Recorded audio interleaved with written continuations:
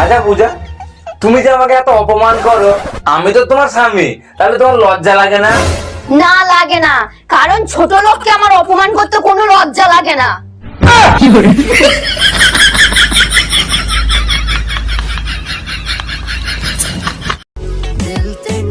Darling, আমি কি তোমার প্রথম প্রেমিক?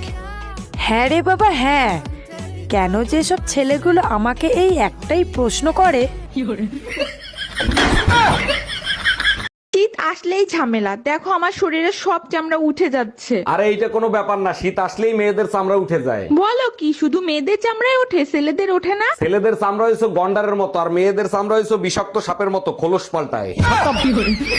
Bye bye, tata, good bye, Gaya. ভাবি, বউ সারাদিন খেসর খেসর করে, কি করি বলেন তো? আপনার কাছে শক্ত জুতা আছে? হ্যাঁ হ্যাঁ, শক্ত ইনটেক জুতা আছে। যেটা চিন্তা করছেন সেটা ভুলেও কইরেন না, পিঠের চামড়া থাকবে না। তাহলে কি করব? জুতা পরে বাড়ি থেকে বের হয়ে যান।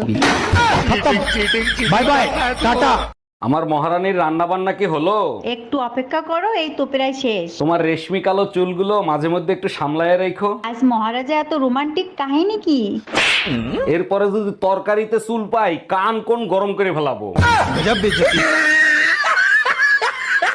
এই, তুমি ব্যাগ বগ নিয়ে কোথায় রওনা দিছো? গতকাল রাতেও তো বলছি আমি বাপের বাড়ি যাব, বাপের বাড়ি যাচ্ছি। কাল রাতেই তো বলছি শীতের ভিতরে বাপের বাড়ি যাওয়ার দরকার নাই, কথা কানে যায় না।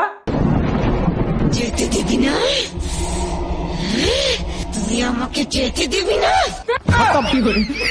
Bye bye, tata, good bye. দেখেন আপনার ছেলে অনেক বদমাশ হয়ে গেছে, ওরা এই স্কুলে রাখবো না, ওরা অন্য স্কুলে নিয়ে যান। আমি মানুষ করার জন্য আপনার স্কুলে দিছি, বদমাইশ হলো কি করে? আর ও এমন কি করছে যে ওর স্কুল থেকে বের করে দিবেন? চেয়ারের উপর কলম খাড়া করে রাখছে, সেই চেয়ারে আমি বসছি, জানেন আমার কি অবস্থা হয়েছে? বুঝতে পারতেছি না, তবে অনুমান করতে পারতেছি। হোমওয়ার্ক তো একদিনও করে না, আজকেও করে নাই। কেমনে হোমওয়ার্ক করবে? কলম তো আপনার কাছে রয়ে গেছে। हे प्रभु, हे हरि राम कृष्ण जगन्नाथ प्रेमानंदी, ये क्या हुआ?